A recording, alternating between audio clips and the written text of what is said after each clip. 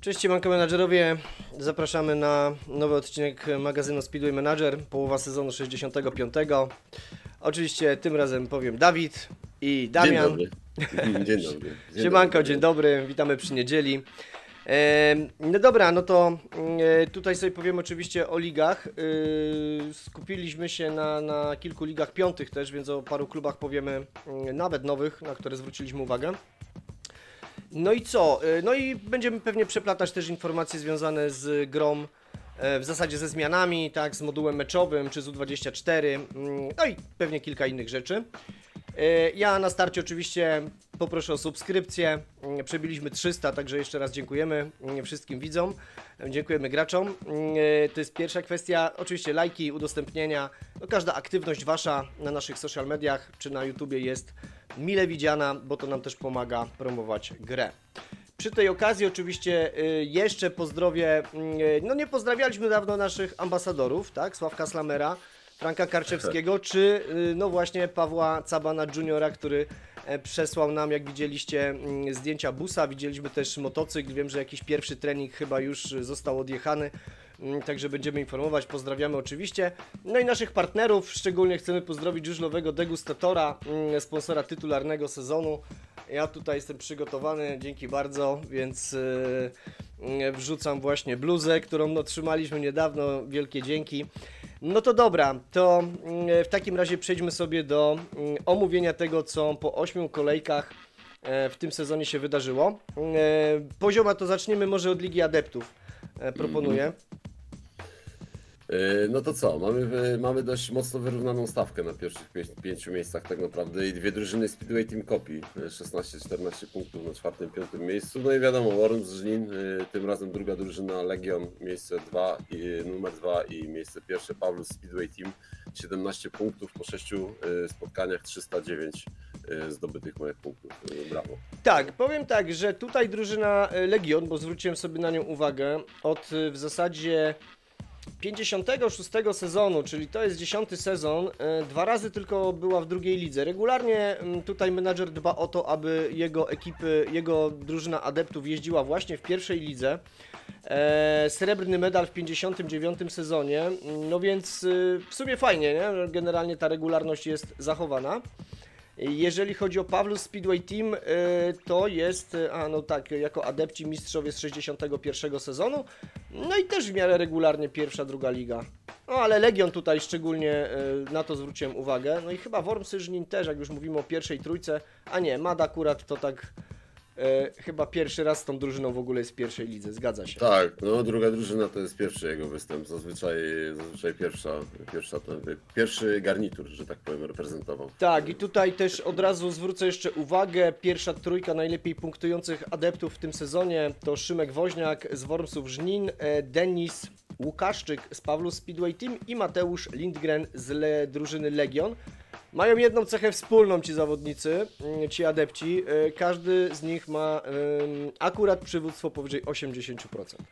Tak, no i średnie niesamowite, 2,9 wszyscy i w górę, ale to to są 15-latkowie, więc pytanie, czy to przywództwo też w przyszłości po 21 czy 25 roku życia będzie równie istotne. Jest taka porada w grze Speedway Manager, że opaska kapitana może pomóc lub zaszkodzić danemu zawodnikowi i ja powiem tak, że nawet zawodnicy, no generalnie są zawodnicy powyżej 80% z tym przywództwem, tak, wydawałoby się z presją, fajną i agresją i niekoniecznie jestem z nich zadowolony jako kapitan, znaczy byłem, bo to tam historia wcześniejsza, więc jakby oczywiście jest to ważny parametr dla kapitana, natomiast no nie każdemu on będzie po prostu odpowiadał.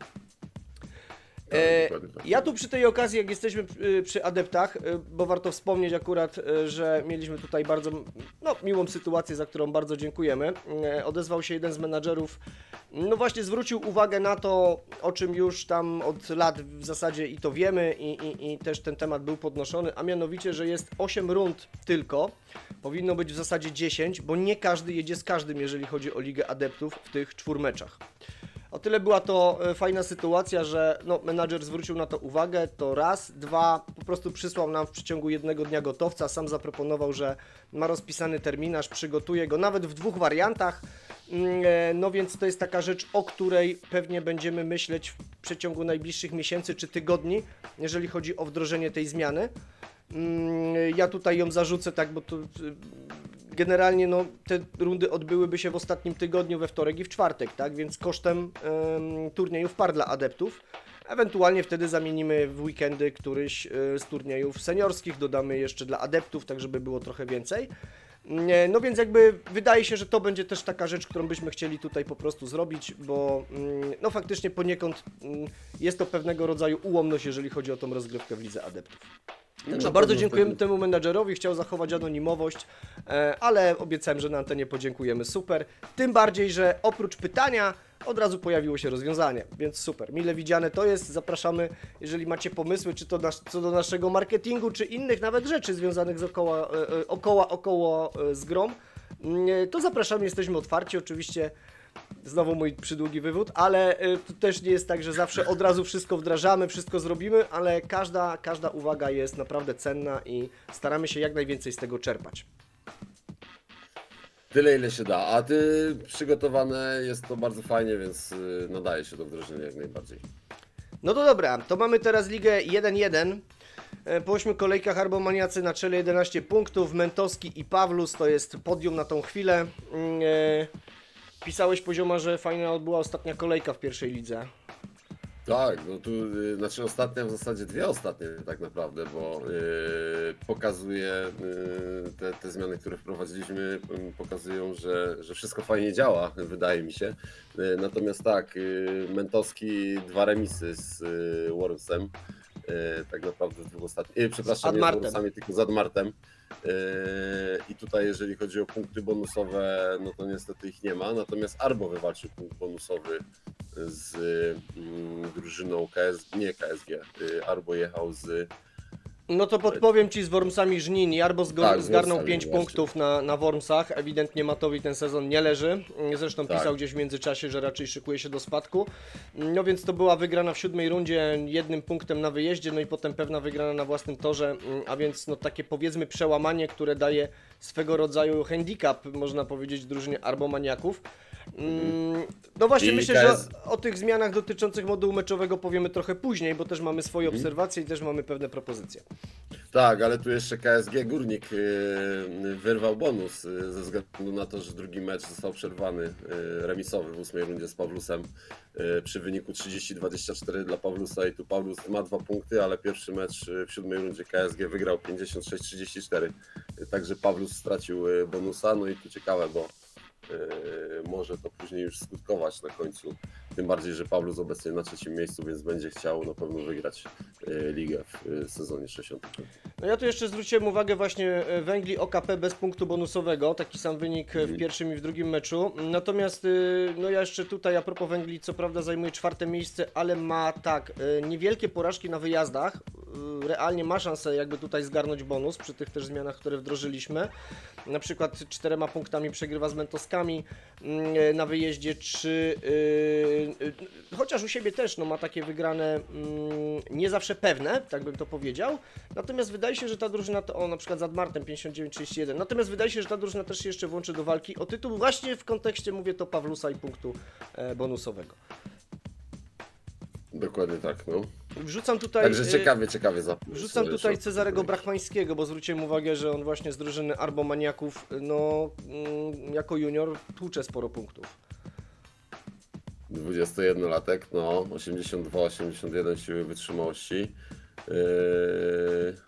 Nawierzchnia twarda, ulubiona, prawidłowe. Ja patrzę na techniki też, nie? Ma dojechane techniki 91, 88, 100% technika jazdy, więc jak na 21-latka widać, że był naprawdę, jak ja to bym powiedział kolokwialnie, dobrze hodowany i naprawdę no, robi ten zawodnik różnicę. Najlepiej punktuje aktualnie w całej pierwszej lidze, także brawo.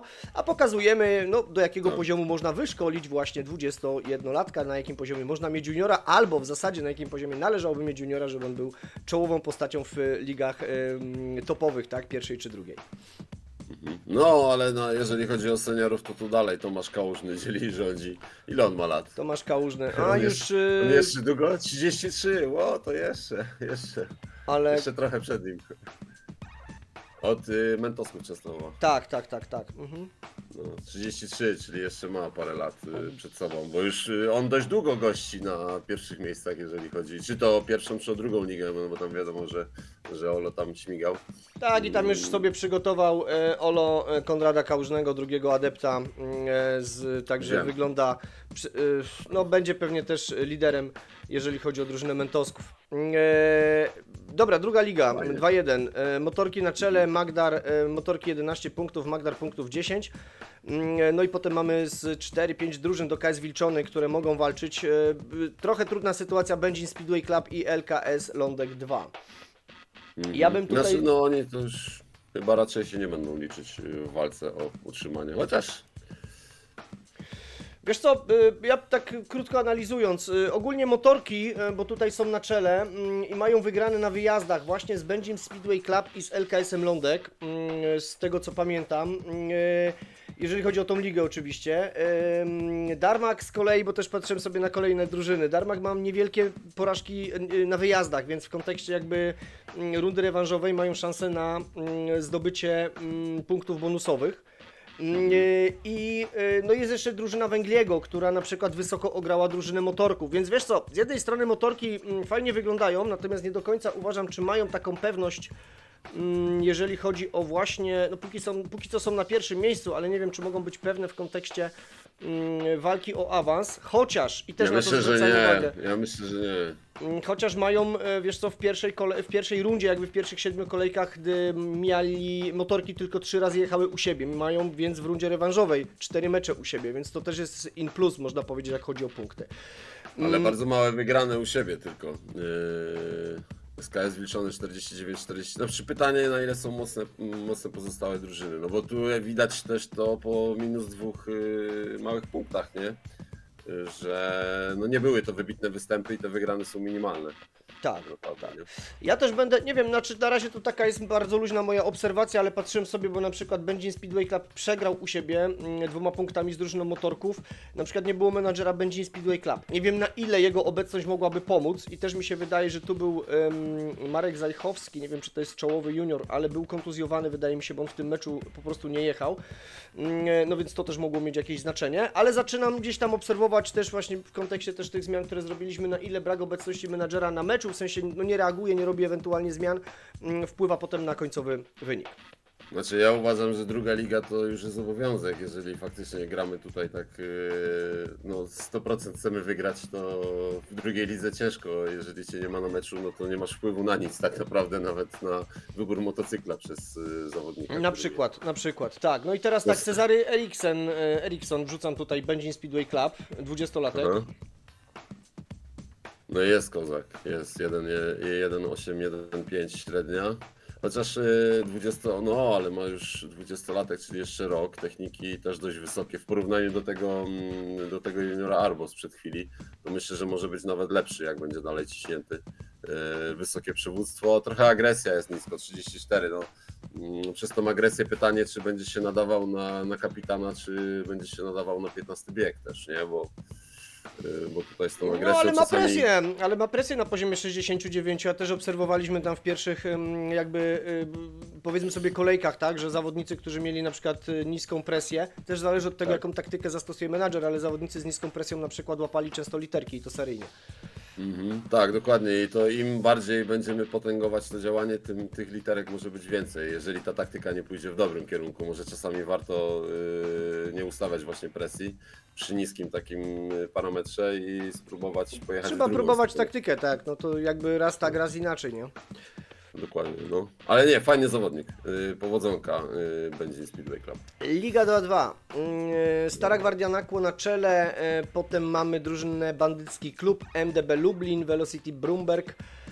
No właśnie, tu mnie zaskakuje troszeczkę słaby wynik Speedcaru Lublin czy Rekinów Row Rybnik.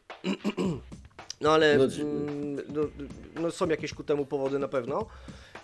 Natomiast Stara Gwardia Nakło też sobie tutaj popatrzyłem. Teraz w rundzie rewanżowej będą mieć 4 mecze u siebie. Do tego mają wygrane na wyjazdach właśnie ze Speedcarem Lublin, z Rekinami Row Rybnik. A to widać będzie w kontekście awansu pewnie miało spore znaczenie, więc oni tu mają szansę na pełne 5 punktów. I co tu jeszcze? Aha, jeszcze Velocity. No MDB Lublin to też jest drużyna, która może tu powalczyć. I no słucham Cię. No i tyle. Znaczy nie, ja z tej starej Gwardinaku, bo teraz sobie kliknąłem w zespół i tu jest ten Waldi Hiena, jest kozak ten junior, 21 lat, średnia 2,118 w drugiej lidze. Nie wiem, czy wiesz, o kim mówię. Tak. No ja już tam akurat, znaczy wiesz, o kim mówię, ja już parę razy sobie go śledziłem. I mimo tego, że ma niższy parametr siły i wytrzymałości niż zawodnik Arbo, to ma fajnie wyrównany refleks, waleczność i koncentrację. Ciekawe, czy to jest... A nie, to nie jest kreator. Ale kurczę, ale trafił z parametrami. Przywództwo, presja, agresja, rewelacja. Wydaje mi się, że jest niska kreator. lojalność. Tak, myślisz? Ale takie ma... I czekaj, ile tu jest? 1. Nie, no może tak, jest kreator. Cechy jest, 250, bo normalnie miałyby cechy byłyby na 250, a jest inna wartość i też waleczność, Tak. koncentracja. No ładnie zbilansowany, no bo to też właśnie o to chodzi, że jak kreujemy sobie tego zawodnika, no to no mogą te cechy w detalach po prostu mieć znaczenie, a tutaj wygląda to naprawdę Nie no, fajnie. super. Patrz, on waleczność, koncentrację za chwilę będzie sumę miał 180 punktów. Tak, super, no. Mocny, kozak. Nie, naprawdę. A ile ma drugi? Ile ma drugi w lidze? W sensie drugi junior? Zobacz jaka przepaść. On ma 2,118, drugi junior ma średnią 1,452. No tak. Mega. No tak, no, jest Dobra, dobrze. ale co? Bo nie, skupiłem się na walce. Dobrze dograny. No zobaczymy, słuchaj, jak będzie wyglądała runda rewanżowa, tak czy inaczej. Też patrzyłem sobie na bezpośrednim pojedynku Velocity LKS Lądek. Akurat Velocity chyba tutaj zgarnęło punkt bonusowy, no więc ma, powiedzmy sobie, w tym bezpośrednim takim pojedynku póki co o utrzymanie większe szanse. Tak, 2 punktami przegrywają na wyjeździe, u siebie wygrywają dość grubo. Dużo. Także tutaj zobaczymy, jak będzie wyglądać. Aha, no i też Velocity ma 4 mecze u siebie. No natomiast zobaczymy. Oczywiście 4 mecze u siebie w rozumieniu rundy rewanżowej, nie? Tak. Więc zobaczymy, jak to będzie dalej wyglądać. Dobra, to co, wlećmy do... No ale tu z seniorów tylko... Aha. No co, no mów. Nie, ja chciałem Bularskiego jeszcze podrzucić, Łozickiego i Borkę, nie? Mamy 3 seniorów, średnio 2-3, 2-3, 2-3. Fajne występy też ze Speedway Car Lublin, z FDW Lublin i z bandyckiego klubu.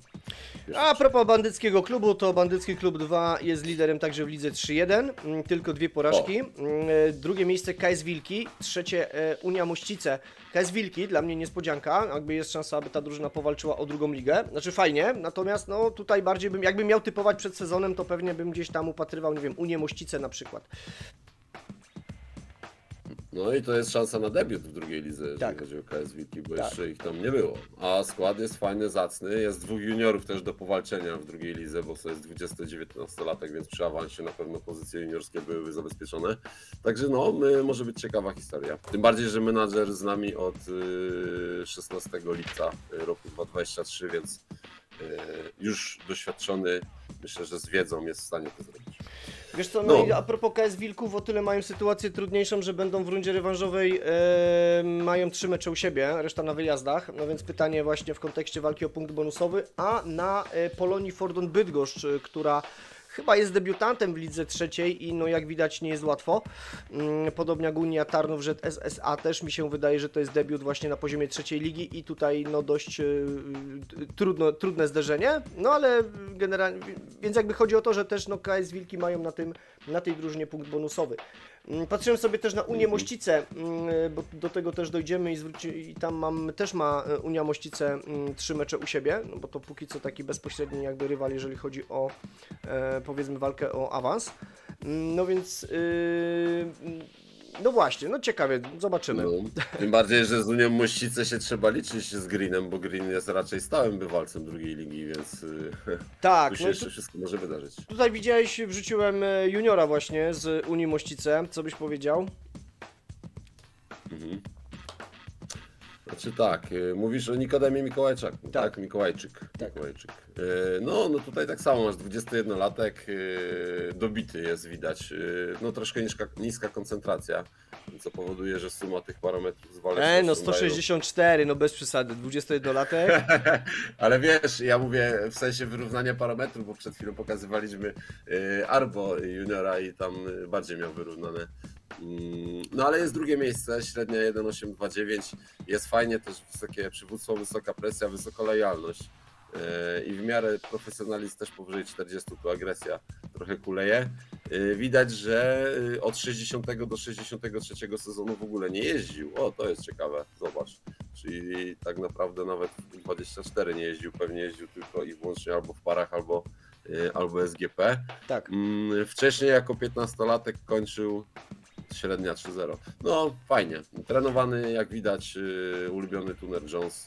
Pozdrowionka dla Unii Mościce. Tak, no ja tu generalnie faktycznie zwróciłem uwagę na Adepta Greena, bo widzę, że też fajny dobór zawodnika i też no dobre szkolenie. Dlatego też tutaj akurat oczywiście pozdrowienia dla Unii Mościce. A swoją drogą Unia Mościce to co to jest za klub? To jest klub jakiś sportowy, czy to jest... Nie, Mościce to jest dzielnica Tarnowa i akurat tutaj błysnę, tak? Mościce to dzielnica Tarnowa i właśnie na tej dzielnicy, chyba w dzielnicy Mościce dokładnie jest stadion żużlowy. No i w ogóle tamten rejon jest Unią Tarnów, takim, tak mi się wydaje, że to jest jakby ta strona, gdzie są kibice Unii Tarnów, bo drugim klubem takim jest Tarnowia Tarnów, ale to tam bardziej od strony piłkarskiej można powiedzieć. Nie? Okej, bo tu jest faktycznie jest lokalizacja Tarnów i logo jaskółek, no to jasna sprawa. Tak jest. Dobra, 3-2. 3-2. Motorki Bartka, RKS Kolejarz Rawicz, Wolves Krosno, Speedway Team i Swindon Robson. To są drużyny na pierwszych 4 miejscach, od dołu Speedway Team Copy. O, tu 8 miejsce, a tam w adeptach 2 drużyny. Synowie Anarchii miejsce 7, Odlotowcy Goldjetters miejsce 6, miejsce 5, ROW Rybnik SA. Motorki Bartka, 13 punktów, RKS Kolejarz Rawicz 13. No tu też jest 2 mocnych liderów w tym momencie.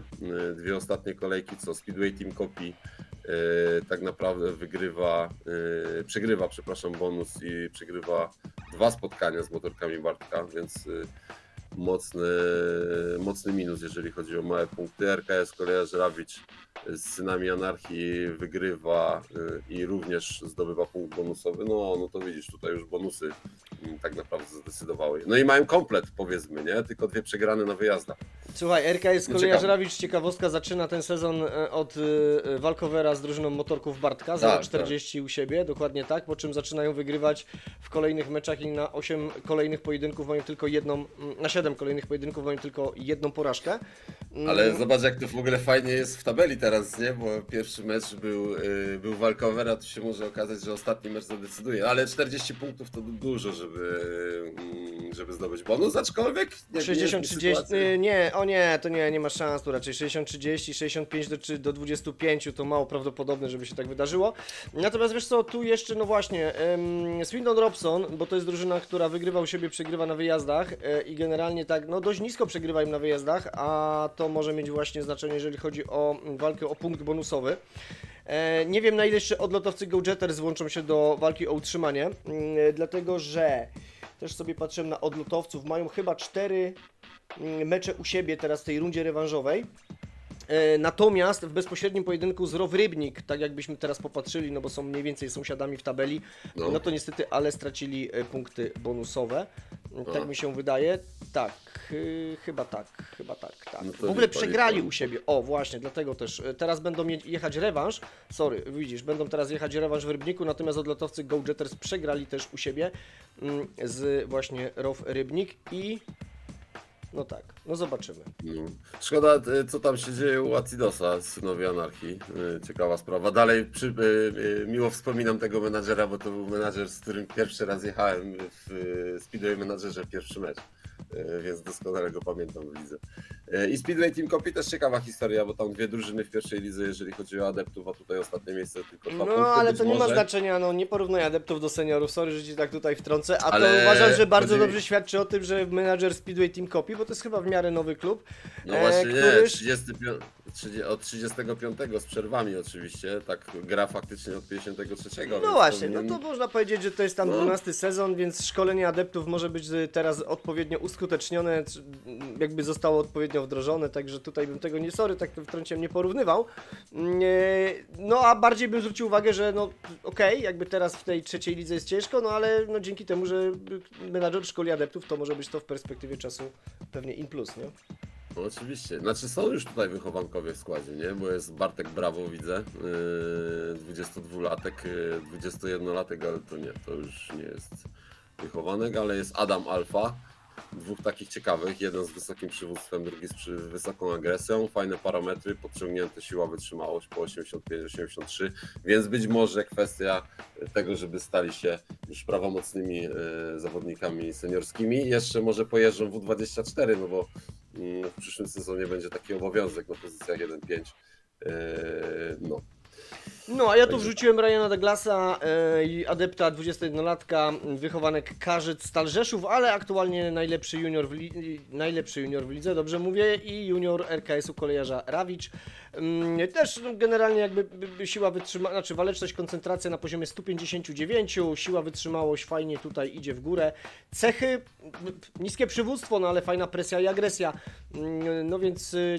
Zobaczymy, jak się ten też junior będzie spisywał potem jako senior, no bo to też ma oczywiście znaczenie. Mnie to bardzo ciekawi, bo nie testowałem tego nigdy wcześniej, jak zawodnik z takimi parametrami jako senior w wieku 2,8, powiedzmy 3,0 będzie się sprawował w 15 biegu na wysokiej agresji, nie? Bo tutaj powinien dawać radę i to naprawdę bardzo dobrze. Pytanie, jaką on ma jeszcze nawierzchnię? Normalną, no to tym bardziej. No ciekawe. Okej, no będziemy obserwować pewnie. Ryan Douglas, trzeba panu zapamiętać. Tak jest. To co? To teraz kolejna liga 3-3. Czy? Śląsk Chorzów, proszę ja Ciebie. Pierwszą rundę, czyli pierwsze 7 pojedynków bez porażki. Pisałem nawet do Kuleja, że służy mu zmiana, jeżeli chodzi o algorytm meczowy. No brawo, i teraz super. w 8. kolejce pierwsza porażka z drużyną bodaj z Koziołkami z Lublina, ale i tak zgarnięty punkt bonusowy. No zobaczymy, jakby otwarcie sezonu super, jakby wszystko jest na dobrej drodze, żeby wywalczyć awans. Tam jest zresztą Paweł Waloszek, chyba taki potężny też junior, jeżeli chodzi właśnie o drużynę Śląska Chorzów. No natomiast Śląsk Chorzów ładnie sobie też tutaj z Pioterami poradził, bo wygrał na bardzo trudnym terenie, czyli z wiceliderem obecnie w tabeli, z drużyną Pioterów. No więc to świadczy chyba o tym, że Kulej ma fajnie ma teraz dograny skład, tak? Zresztą jest tam kapitan z wysokim przywództwem, więc wygląda to naprawdę tak. okej. Znaczy, tu warto też podkreślić, no bo pozostałe drużyny to nie jest byle kto, no nie? No bo mamy tu Edsona. Właśnie o to chodzi, że tutaj nie jest byle kto tak naprawdę. Jest Kozini, są Koziołki z Lublina, które są na 5. miejscu, menadżer Spark, ale to też jest bardzo dobra drużyna, przecież w zeszłym sezonie awans z 1. miejsca i tam też z tego co pamiętam, ile tam dużo było, no 12 zwycięstw było w zeszłym sezonie, więc też to naprawdę taka topka, nie? Wydaje mi się. I wiesz co, miałem tu jeszcze jedną ciekawostkę w tej lidze, bo Żolik Lubostroń, drużyna, która u siebie przeważnie wysoko przegrywa na wyjazdach, tutaj bezpośrednio, na przykład ze zjaranymi ziomkami, czyli przegrali z Kozinim, przegrali ze Śląskiem Chorzów, ale odnieśli jedno zwycięstwo w 7. rundzie i ograli drużynę Pioterów. Piotery mają, o ile się nie mylę, mają? 2 porażki i to tak, przegrali, no to jakiś taki pech u Edsona, czyli przegrali u siebie ze Śląskiem Chorzów i przegrali z drużyną Żolik Lubostroń, więc taka ciekawostka, że no w tym wszystkim, nawet tu jak widać przedostatnia drużyna może powalczyć o zwycięstwo z dużo mocniejszą ekipą. Tym bardziej, że można to uznać za naprawdę bardzo dobry wynik, bo Żolik Lubostroń to jest debiutant w lidze 3. Pierwszy to jest jego występ, także skalp zdobyty z drużyną Edsona, to myślę, że to jest fajne. Na pewno zawodnicy w ostatnim 15 biegu drużyny Żolik wytrzymali jakby napięcie, no bo był ten wynik, co prawda nie do końca i taki jaki jest, czyli było 43-40, czyli jakby wiesz, no istniało ryzyko, że goście 1-5 mogą wygrać, ale wytrzymali ciśnienie 3-3, Leo Madsen tam zgarnął, wygrał w ogóle ten bieg pewnie, no i dzięki temu Żolik może świętować pierwsze zwycięstwo w tym sezonie, brawo. Rewelacja, super. No a z juniorów tam widziałem Craig Boys, tak, no bo wiesz co, oprócz, no o Waloszku już gadaliśmy, ale wiesz co, wrzuciłem Craiga Boysa i chciałem zwrócić uwagę na to, bo to jest chyba 21-latek, prawda? Tak, nie, 20-latek. No. A widzisz, 20-latek, no dobra. Ale to i tak ma fajne staty. Wiesz co, tak, chodziło mi o to, że ma fajne staty, fajnie się też rozwija, no i to jest też czołowy junior w tej lidze, więc no tutaj akurat u Kuleja w tym sezonie obaj juniorzy punktują naprawdę super.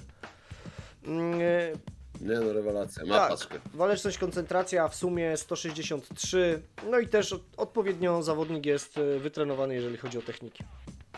Czekaj, ja tak już, bo tak o Kulei mówimy, on gra od 31 sierpnia 2023. To też już te wakacje to będą 2 lata, nie? To też i fajne ostatnie sezony, druga, trzecia liga.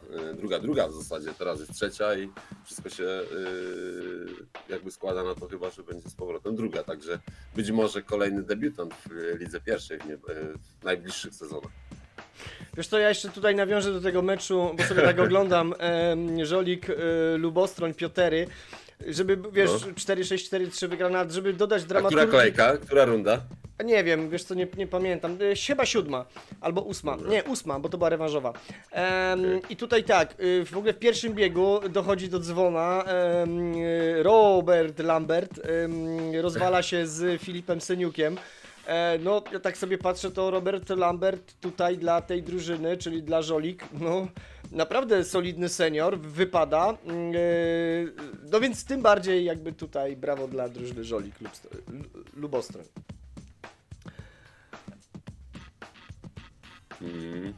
Jesteś? Patrzysz sobie? Widzisz, nie? Tak, nie, jestem, tak, nie, patrzę. Także No, dramaturgia w tym meczu nie... była, wypada czołowy senior, no zresztą Filip Seniuk też w drużynie Pioterów to solidny senior, no więc generalnie jakby tak sytuacja się potoczyła. Ale Dobra. tu na przykład, poczekaj jeszcze, dawaj. W Pioterach 8-3-0, nie? Po tym upadku, a tu Krzysztof Winiarski jednak 1 punkt z 8 pozycji przywiózł w drużynie Żolika. No tak. Dobra, to wjedźmy sobie do kolejnej ligi. 3-4. Velocity Vipers na czele, Tak Speedway, Wormsy Żnin. No Tak Speedway miejsce drugie aktualnie i to jest debiutant w lidze trzeciej. Jeszcze to sprawdzę, ale tak mi się wydaje. Nie. To już drugi, trzeci, czwarty, piąty. Nie, już byli. Już byli, nie, dobra, już byli, ale okej, ale mają to inaczej. Zwróciłem uwagę, mają naprawdę realną szansę, żeby powalczyć o awans. Dlatego to byłby dla nich historyczny awans do drugiej ligi. Historyczny awans do drugiej ligi, dokładnie. Ale no co, tu jeżeli chodzi o pierwszą 15 i tak naprawdę zawodników Taksa, no to jest raz, dwóch zawodników tylko, także seniorsko chyba mocno wyrównany skład, jakie tam są średnie. Średnie, no tylko tych 2 zawodników, 300, i to w zasadzie skład jest taki, no mocno emerycki, powiedziałbym. Doświadczony, powiedzmy sobie, doświadczony. Wiesz co, natomiast jest 29-latek Klemens Pieczyński. Zawodnik wygląda spoko, bo ma w sumie waleczność, koncentracja 170, też cechy ma naprawdę na niezłym poziomie. To był zawodnik, który nie wiem, czy jest wypożyczony ze Śląska Chorzów, czy kupiony ostatecznie. Taks ma na pewno mocnych juniorów, bo no właśnie o Denisie Troningu gadaliśmy już i to jest 21-latek. No jak widzisz, oni są naprawdę razem z Tomaszewskim grubo objeżdżeni. Patrzyłem sobie u Taksa, jak wygląda sprawa związana, co będzie potem, nie? Załóżmy teoretycznie, awansowałby do drugiej ligi, no to chyba nie ma Taks, bo z tego co kojarzę, to zadawał pytanie właśnie a propos klubu partnerskiego i chyba go nie ma. No i tam ma 18-latków, spoko, fajnych tych 18-latków ma w drużynie U24, no ale jako 19-latkowie to oni tam pewnie za wiele nie powalczą w drugiej lidze. To takie otwarte pytanie też do menadżera, czy tak w rzeczywistości jest, czy gdzieś tam ma zabezpieczony jest, bo ma wypożyczonych na przykład zawodników do innych klubów, bo to też jest możliwe. No i tu jest jeszcze Michael Jackson chyba, to jest, nie wiem, czy to nie jest twój wychowanek. A nie, to jest mój w ogóle, ale to jest twój, ale on jeździł u mnie długo bardzo. Nie? On tam w pierwszej lidze nim skończyłem. On jest zajebisty, ja go uwielbiam. To był zawodnik, który zawsze przywoził mi to, co oczekiwałem. Zresztą nawet jak zobaczycie tam na średnim, to jako 22-latek, 23-latek w czwartej, a to w 24. No ale woził średnie 2,8, 2,4, więc spoko. Natomiast Velocity mają 3 mecze u siebie jakby w tej rundzie rewanżowej, natomiast w bezpośrednim pojedynku z Taksem zgarnęli punkt bonusowy, czyli musieli się mierzyć w rundzie 7 i 8.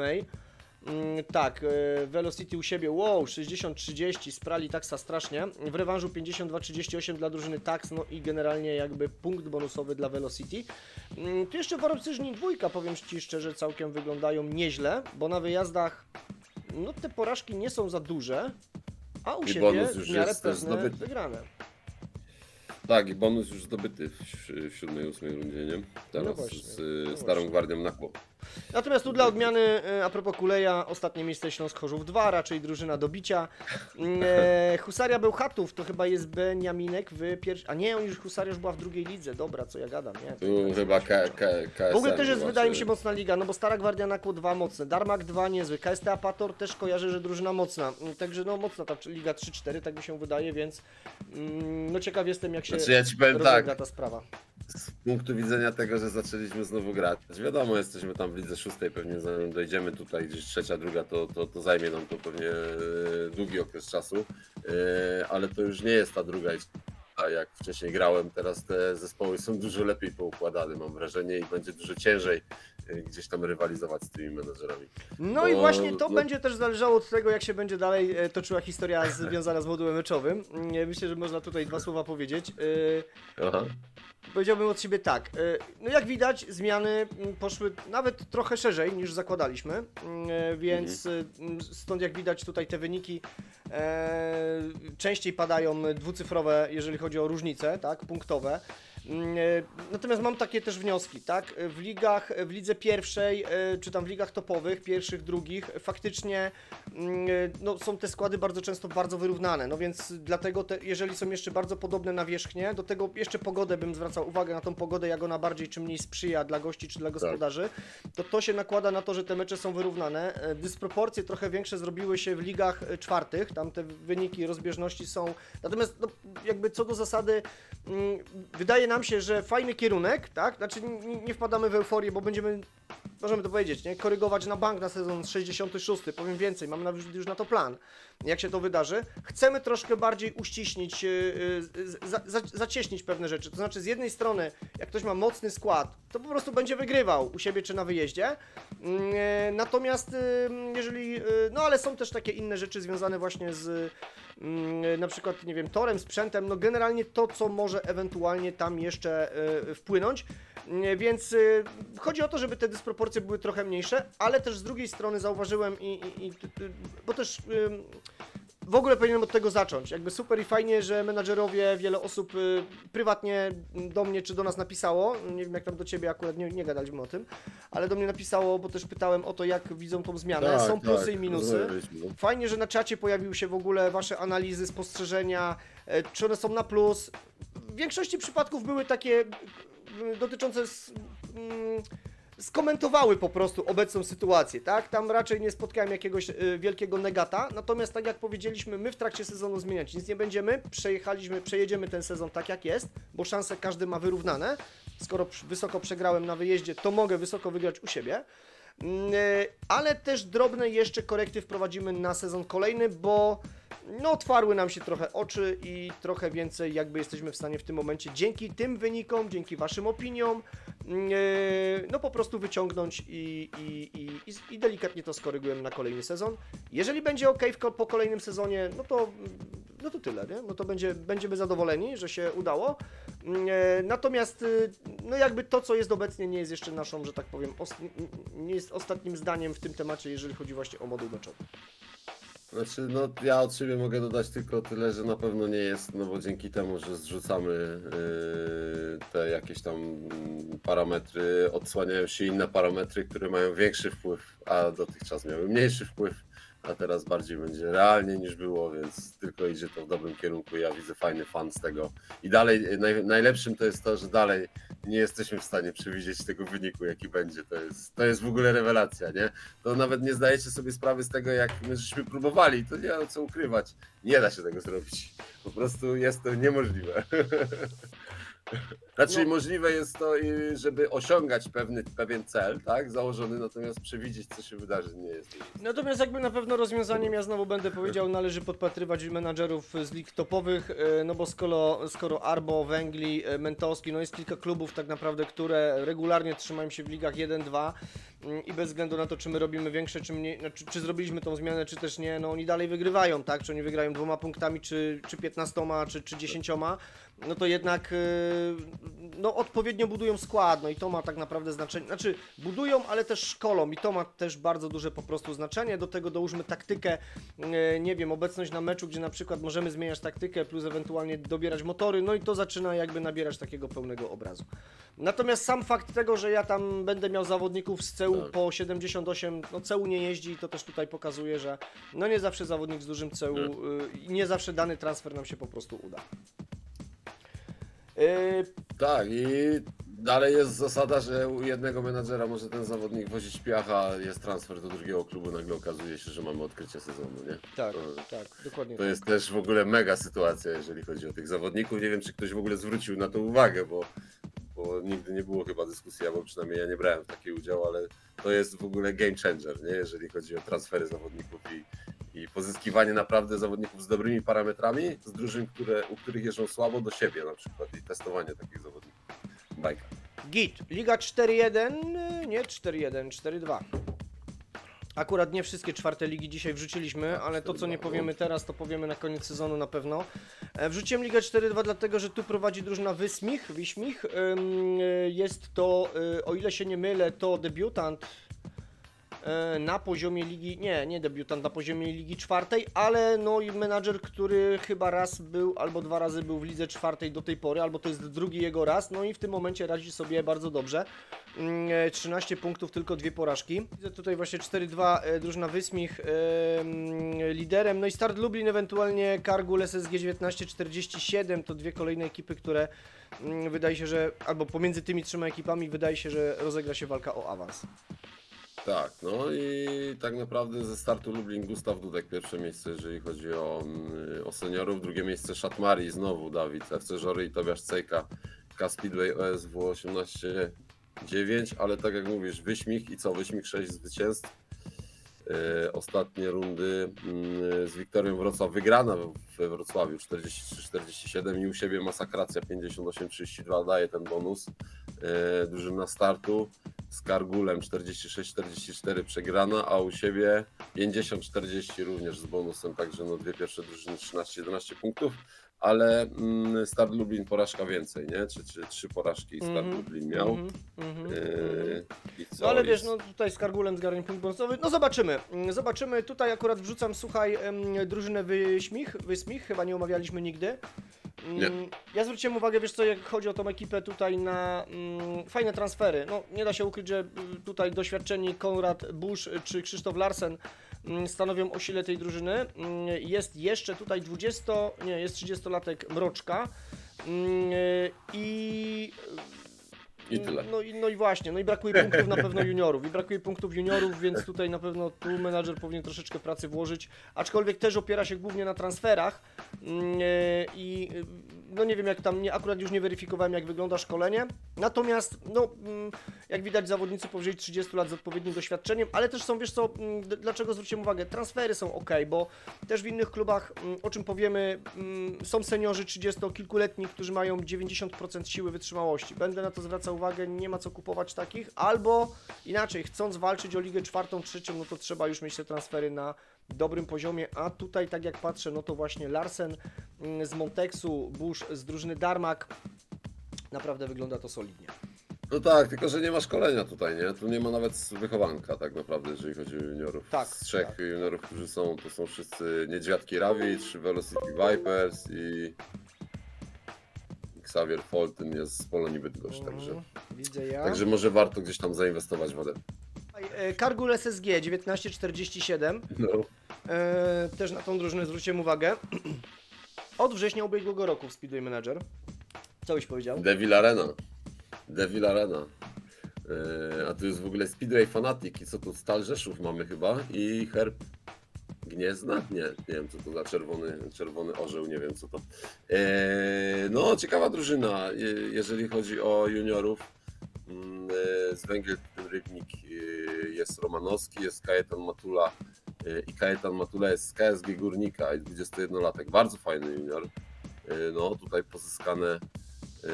pozyskane żniwa, bo 21-latek naprawdę Recha oddał dobrego zawodnika. Jest z World Ninja z drużyny, jak mniemam, Warren z Żnin, 26-latek ze średnią 1,879. Mój wychowanek no w ogóle, fajny ale nie wiem skład. kto to był. Tak, i wiesz co, tutaj też popatrzyłem, no tak. drużyna bardzo często, znaczy w ogóle młoda, nie? Popatrzmy, Wysmich tam byli plus 30 seniorzy, a tutaj są maksymalnie 26-latek, więc fajnie wydaje się, zapowiada się ta drużyna. I bardzo często w biegach 15, no właśnie Robacki i Skrobisz jadą, nawet jak ma No drużyna na styku, to jedzie Robacki, Skrobisz, więc widać, że tutaj menadżer tego pilnuje, no i oni bardzo często tam, no nie przegrywają, może tak, nie przegrywają tego biegu 15, a często wygrywają. Oni go nie przegrywają, bo mają średnią 1,2,3, drugi 2,2, więc to są liderzy tej drużyny. No tak, ale wiesz, 25, fajnie. wiesz, patrz, 25-26-latek, nie? No jednak w czwartej lidze, no super, nie? No na pewno drużyna z perspektywą. No, jeszcze kariera przed nimi tak naprawdę. jest. Bez problemu myślę, że są to zawodnicy, którzy mogliby jeździć w ligach topowych. I teraz mamy chyba ligę 4-4, prawda? A tutaj na czele Alpaki, i tutaj z Alpaki to drużyna, która debiutuje na poziomie Ligi 4, tego raczej jestem pewny. Tak mi się wydaje, kurczę, mogę się mylić. Co ty mówisz, Jodra? Tak, masz rację. Tak, od razu Alpaki, pierwsze omawialiśmy miejsce. drużynę Alpaków, więc No tutaj, ale słuchaj, sponsor zobowiązuje, Questa Group, godna reprezentacja. tak, menadżer Kącik, szeroka kadra, ale no fajnie, znowu zwrócę uwagę, fajne transfery. Nawet na pozycjach juniorskich mają transfery, ale no są ci juniorzy naprawdę spoko. No ale skąd? OKP, Będzin Speedway Club 2 Tak. i CKM Końska Watacha, Bogdan Celmer, proszę bardzo, mamy reprezentanta Końskiej Watachy. Trochę niska presja, agresja, ale fajnie, wysoka lojalność, wysoki profesjonalizm, wysokie przywództwo. To też jest fajne połączenie cech. Ciekawy zawodnik, zwróćcie sobie uwagę, Bogdan Celmer. I to jest 19-latek dopiero, także jeszcze też dużo przed W nim. ogóle juniorzy Ale no- mają 20, 19 i 20 lat, no więc jakby w przypadku awansu drużyny Alpaków, no to jest realna szansa, że ci zawodnicy będą jechali właśnie w trzeciej lidze. No, będą na pewno, bo dwóch 40-latków i jeden 39-latek i jeden 38 i 37 będzie kogo zastępować, że tak powiem, w przyszłości. A to wrzuciłem nam drużynę płatków zbożowych, bo też menadżer, pozdrawiamy serdecznie Adrisa, który wrócił w sierpniu ubiegłego roku. No widać, że też drużynę ma budowaną, no to wychodzi doświadczenie też, tak? Menadżer po jakimś tam no, dłuższej przerwie, ale wrócił, więc super. No i też bije się już w tym momencie o trzecią ligę. Znaczy był już w tej trzeciej lidze, ale jak widać ma apetyt, żeby do niej bardzo szybko wrócić. Tak, jest tu Paweł Caban junior w składzie, wychowany Graven Speed Wyżysk, także też o Sylwia pozdrawiamy. Tak, tu jest, wiesz co, dodatkowo Zadmart Speedway, Tomasz Hertel, który nie jest dla mnie przynajmniej anonimowy, bo radził sobie Max Pawełczak z drużyny z Raven Speed Wyżysk. Tak jest, także nie, no też widać, że transfery fajnie porobione. Ja też przy tej okazji... Ale Szegedi? Cynek oddał Szegediego? Czy to wypożyczenie? Ciekawe, to drugi sezon już. No, ja na pewno sprzedałem Dawida Przedpełskiego, to jest 21-latek junior, który, no tam kiedyś jak tam ten skład budowałem swój, to też miał być takim wiodącym juniorem. Brakuje mu siły wytrzymałości, ale za to jest bardzo dobrze wyszkolony, więc też menadżer pracuje, dobrze pracuje nad juniorami. Kapitan ewidentny, w przyszłym Jaki był plan? Ewidentny kapitan. Taki był plan na niego. No i co, tu jeszcze w tej lidze bracia Kowalscy, Anioły Inowrocław, Montex. Tutaj bym jeszcze wymienił te drużyny, które no powiedzmy będą w grze chyba bardziej w walce o utrzymanie. No, ciekawe właśnie, bo tu bracia Kowalscy tak trzecia, czwarta i co znowu będzie pozostanie w czwartej, 10 punktów, a ciekawe jaki ma terminarz bracia Kowalscy. Zobaczymy tak naprawdę, bo bracia Kowalscy to nawiąże jeszcze raz, no przyszłego sezonu 24 bracia Kowalscy powiedział, że to jest zmiana, która będzie game changerem dla jego drużyny, więc jestem ciekaw jak... To ja do tej zmiany, jak będziesz tam ewentualnie patrzył na terminarz, ja tutaj dodam a propos 24, bo ta zmiana wjechała do UK, do wersji brytyjskiej. Tam na pewno do skorygowania mamy rezerwy taktycznej Jokera, bo to gdzieś tam nie funkcjonuje. No bo logiką tak też powinno być prawdopodobnie, tak, że ten zawodnik U24 w rezerwie taktycznej może zostać zastąpiony przez zawodnika też maksymalnie z wiekiem 24 lata. Oczywiście tu mamy U24 w rozumieniu 16-24, tak? Między 16 a 24 rokiem życia. No więc zobaczymy.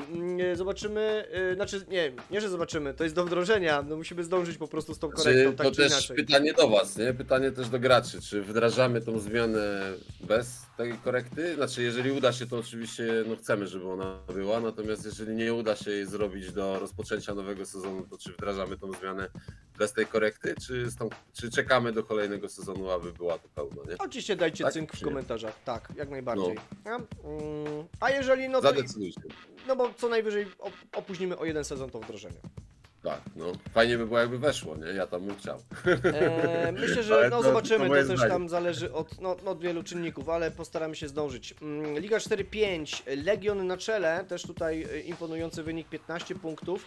W ogóle taka wielka trójka. Actom Legnica, Legion i Arbomaniacy dwójka.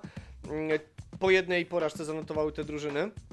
No ale Polenia Bydgoszcz też 10 punktów, 3 porażki, 1 remis, także tu też remisy u góry, to jeszcze się może wszystko wydarzyć tutaj. Tak Może naprawdę. oczywiście, no na razie mówimy po 8 kolejkach, po 8 rundach, jakby ja tutaj, wiesz, tak nie wyrokuję, sorry, tak jak tam ostatnio, że bo ci pospadają, no nie, też chyba drużynę rety, TZ Bubu, o ile pamiętam, też już namaściliśmy do awansu, potem się okazało, że 3 miejsce, także nie, no na tą chwilę tak wygląda ta sytuacja. I no właśnie, też jestem ciekaw, na ile drużynie Legion w perspektywie czasu przełożą się adepci, których szkoli i z którymi jeździ w pierwszej lidze. Zresztą tutaj wrzuciłem drużynę, adepta, Kasper Torsel z Legion. 1, 5, 7, 7 średnio. Tak, 21, no 21 i... Aha, ale on jest wyszkolony, znaczy może techniki startu i techniki jazdy parą ma troszeczkę niżej niż ten pierwszy od Arbomaniaka, którego żeśmy dzisiaj pokazywali, ale siła, wytrzymałość 83, 82, fajne parametry przywództwa, presji, lojalności, trochę gorzej z agresją i profesjonalizmem, kosztem po prostu tych, suma waleczności, koncentracji 152, no tutaj trochę słabo, ale no do podciągnięcia na pewno jeszcze można myślę, o trzeciej lidze spokojnie myśleć o tym. Jak tam Legnica, który walczy, pewnie będzie w grze. Nie wiem, czy Stefan Wykidajło coś ci mówi, ale to jest wychowanek PKM Czewa, tak czy inaczej. Tak, 19-latek, siła, znaczy waleczność, koncentracja w sumie 161. Wow, bym powiedział na tą chwilę, więc jak... No i jak będzie odpowiednio dalej tak po prostu szkolony, no to zapowiada się na kawał grajka. Będzie mi brakować kilku tych zawodników. Miron Skorupa, CKM Końska Wataha, następny junior, który ma... Wiesz dlaczego mówię, bo to są 19-latkowie, więc Actom Legnica ma naprawdę fajny zapas, jeżeli chodzi o tych adeptów na przyszłość. I patrzę sobie po Bartosz Zajchowski, to jest z kolei wychowanek, no i też ten wychowanek jest, znaczy też, no też wygląda naprawdę fajnie. Tak, no ale tu mega wysoka lojalność, 90%, ciekawa sprawa. Ale siła, wytrzymałość 82, 81, także nie, no fajnie klub, dobrze zainwestowane transfery, jak widać, i prowadzenie ich przez 3-4 sezony, tego Skorupy i tego Wykidajło, co za chwilę zaprocentuje. Już zresztą przywożą po 1-3 w lidze numer 4-5, to jest naprawdę bardzo dobry wynik z junior ze średnią 1-3, no nie ma się co oszukiwać, bo jak to wygląda. No, 4-5 miejsce w zestawieniu juniorskim. Dobra, Super. lećmy do następnej ligi, będę trochę podganiał, bo generalnie rzecz biorąc czas mamy w plecy i to grubo. No więc lećmy sobie dalej. Mamy tutaj ligę teraz co? 4-7, tak? Już patrzę, 4-7. 4-6 czy 4-7? 4-6, ZKS Gniewko. ZKS Gniewko, Karzet, znaczy w ogóle tutaj też pewny lider, punktów 15 po tej pierwszej rundzie. Potem mamy, no właśnie, 4-5 drużyn w zasadzie, od Karzet Rex Radomsko, Ostrów, Polonia i Skarpa. Wszyscy, no generalnie rzecz biorąc, można powiedzieć według mnie w grze o awans tak naprawdę. Ciekawa liga. Będą się chłopaki biły na koniec tak naprawdę. No 5 drużyn, ciekawa sytuacja. Średnie też mocno wyrównane, w zasadzie do 27 miejsca w rankingu zawodnicy ze średnią powyżej 2-0, no to bardzo długa lista. Także tutaj wszyscy cisną, dwóch juniorów, Karzet Rex Radomsko, Ryszard Babola i Max Biker, czy Biker. Babola chyba to nawet, to tak, to jest z PKM-u, Czewa, też fajny zawodnik. warto zerknąć.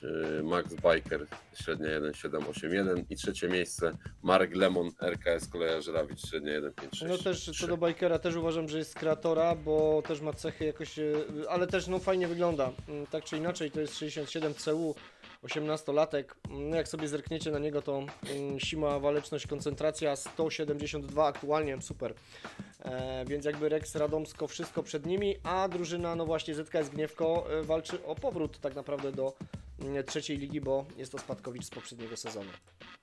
Tak, no, ale to był debiutant, nie? I teraz fajnie, że wraca. To ci pokazuje, że menadżer dalej pracuje w tym kierunku, żeby zaliczać te awanse, nie poddał się. KSM go nie dopadł, bo to liga numer 4, więc... Dokładnie, a przy awansie jest dzielone... Tak. No więc jeżeli chodzi o Ligę 4-8, Race Team, menadżer, którego no dawno nie było w trzeciej lidze, więc super, jak chodzi o, póki co prowadzi w czwartej. No i potem Mentowski, Częstochowa 2 i Flota po 11 punktów. Też ciekawa liga, bo ja uważam, że i Węgiel Rybnik Team, Karzet Bielsko, Wudzynek, no jakby wszystkie te ekipy jeszcze mogą włączyć się do walki o awans. Tak naprawdę. No PSG jest trochę chłopcem do bicia niestety, tylko 2 punkty Szymas, pozdrówki dla Ciebie, trzymaj się mocno, a Race Team faktycznie na pierwszym miejscu od 50 sezonu nie był w lidze trzeciej, więc no dość to dawno bardzo, nawet powiedziałbym ponad rok. Tak, no właśnie tam też, a kojarzę, że ten menadżer gdzieś tam w ligach trzecich, drugich chyba nawet swego czasu był, no zobaczymy, w każdym razie zapowiada się ciekawie, Race Team, Wudzynek, tutaj patrzę, 7, 8 runda. No, punkty bonusowe raczej dla Race Team, więc no, mają realną szansę faktycznie tutaj na wygraną. Ciekawie zapowiada się w kolejnej 9. rundzie Mentowski Częstochowa kontra Flota. No. W pierwszym meczu to będzie Flota wygrywa, tylko 2 punkty będzie bronić, więc no, będzie to ciężki mecz. Będzie ciężko. No a Race Team być może, nie wiem, bo to kolega z Chicago, tam strefy czasowe się chyba raczej nie zmieniły, ale może po prostu teraz się nie wysypia i zaczął pilnować kolejek ligowych. Nie, pisał kiedyś właśnie, że będzie musiał się na chwilę odłączyć na jakiś czas właśnie ze względu na obowiązki, ale oczywiście pozdrawiamy. Zróbki, tak? Mówisz, że Chicago, okej, no to pozdrawiamy. Tak, no to 100% Chicago, bo tylko on loguje się z Chicago, a wiem to. Aha, okej, no to dobra, to pozdrawiamy Stany Zjednoczone, tym większy szacun za tą różnicę czasową, więc... Generalnie miałem tutaj zapisane takie kwestie a propos transferów właśnie, tutaj cynk dla nowych menadżerów, żebyście, no właśnie wejdziemy do tych 5 lig, więc tam troszkę opowiemy więcej o klubach, więcej niż o ligach, natomiast no właśnie starajcie się seniorów sobie jednak dobierać z siłą, wytrzymałością, zwłaszcza powyżej 30 lat, żeby oni mieli 100 albo 99, poniżej no to jest, no chyba, że nie macie innej opcji jak chodzi o zakup. Ja też polecam w ogóle, korespondowałem z menadżerem jednym, znaczy nie jednym, ale powiedzmy sobie z takich krótszych stażem, żeby po prostu odzywali się do menadżerów z topowych lig 1-3, co do kwestii wypożyczenia, co do kwestii na przykład transferu, no bo wielu tutaj można powiedzieć menadżerów, którzy są w lidze nawet trzeciej czy drugiej, no ma zbudowane też składy właśnie poprzez dobrym transferom właśnie od dobrych menadżerów. To taka moja sugestia, oczywiście to wszystko zależy też od waszego budżetu, od tego na ile chcecie gdzieś tam walczyć, rywalizować na tym najwyższym poziomie, ale jeśli nie od razu, no to w perspektywie czasu warto o tym po prostu pomyśleć. Tak, tym bardziej, że wielu menadżerów korzysta z tych wypożyczeń, bo tu widzę, że kilka na liście historycznych w transferach jest, więc widać, że moduł działa, jest sprawny, można z niego korzystać. Też mi się taka jedna rzecz jeszcze tutaj nasunęła, jak jesteśmy, to jeszcze jedną rzecz miałem, ale to bardziej z takich ciekawostek dotyczących też gry, a propos ustawiania treningów. Też wynikło to z korespondencji z jednym z menadżerów, a mianowicie dawaj. chodziło o, wiesz co, chodzi o ustawienie, akurat padło takie pytanie, czy... Inaczej, wyszło, że na początku, w pierwszym tygodniu, czy nawet w drugim tygodniu menadżer w ogóle swoim seniorom, czy juniorom, czy nawet adeptom nie ustawiał na 100% siły i wytrzymałości. Słuchajcie, rada taka na pierwsze 2-3 tygodnie. Dawajcie to na full. Jak będziecie, zwłaszcza adept, on musi być na 100% rozwijany. Trudno, to jest być może ryzyko czasem kontuzji, jak będzie też dużo jeździł i miał duże obciążenie. Ale nie nadgonicie tego, jak będą suwaki na 50%, na 80%, na 90% nawet, to bez sensu. Według nas adepci na full, na 100% powinni mieć ustawione. Ja tylko korygowałem w przypadku seniorów i to takich powyżej 30 roku życia, czyli już oni mieli siłę, wytrzymałość na 100%, refleks też i powiedzmy, nie wiem, kiepskie wyniki osiągali, to może o te 10%, czyli ten suwak o jedną pozycję w dół obniżałem. Natomiast raczej co do zasady trzymałem 5 tygodni na full wszystkie suwaki. Niestety czasem się ktoś rozwalił, trudno, ale jednak ten rozwój i też to mi się przekładało na formę zawodników, była naprawdę na dobrym poziomie. Ja bym nawet tak podchodząc już właśnie suchoparametrowo bym powiedział, bo ja też tak trochę do tego podszedłem, to jaki jest sens dawania mniejszej ilości procent, skoro mamy możliwość rozwoju parametru jeszcze o bardzo dużą ilość, nie? Rozumiem inaczej, ja działam w ten sposób, że dla mnie nie wiek jest wyznacznikiem tak naprawdę, a to na jakim parametrze dany zawodnik się znajduje i uważam, że przestawienie tych suwaków realnie ma wpływ na osiągane wyniki, ale tylko to jest moja teoria, nie wiem tego realnie jak to wygląda. Natomiast no, jakby z punktu widzenia mojego to się sprawdza, Damian zresztą wiesz dokładne te wyliczenia, bo rozmawialiśmy wielokrotnie, tu nie będziemy takich wrzucać, każdy niech sobie robi jak tam uważa, natomiast ja uważam, że ma to wpływ. Tak. I jakby rozwój danego parametru, a nie wiek zawodnika ma moje intencje co do zmiany suwak. A już słuchajcie, jak będzie taki zawodnik, który będzie miał talent 9 albo 8, to tym bardziej musi mieć suwaki na 100%, żeby on nadganiał siłę, wytrzymałość, bo to są te jakby ważne parametry też u adepta, żeby on jak najszybciej do tych, potem jako senior do tych 100% mógł dobić, więc, ale co do zasady polecamy Wam trzymać te suwaki na 100%, ewentualnie je korygować o troszkę w dół, ale tylko u tam doświadczonych zawodników czy tam u seniorów, ale no na pewno nie u adeptów, no bo tu nie nadgonicie po prostu z rozwojem. A taka sytuacja wynikła, tego menadżer kompletnie nie wiedział, więc dlatego o tym mówimy. A jeszcze jeżeli jesteśmy przy tym, to sobie pozwolę na to zwrócić uwagę, bo też tam czasem przewija się temat związany z scoutem, z tym jakich tam mamy zawodników, jakich adeptów sobie dobieramy, no to też oczywiście starajcie się na tym talencie 9-10 dobierać. Niekoniecznie talent 10 to będzie najlepszy. Ja tu będę pamiętał, bo w Wormsach Żnin nie wiem, czy jeszcze jeździ, albo jeździ ostatni sezon, albo zakończył karierę, albo zakończy niedługo Szymon Woźniak. Matt bardzo długo miał go jako kapitana i ten zawodnik tam robił naprawdę bardzo dobrą robotę, świetne wyniki, a to był talent 8 albo 9. To nie jest 10, to nie jest zawodnik z talentem 10, a mimo wszystko robi fajne wyniki, więc jakby wszystko co z talentem 9-10 warto brać pod uwagę. Oczywiście czy nam to daje scout, czy ze szkółki Slamera, natomiast to też nie jest tak, że tylko talent 10 to jest ten, który gwarantuje nam odpowiedni poziom wyniku, bo tam też wchodzą.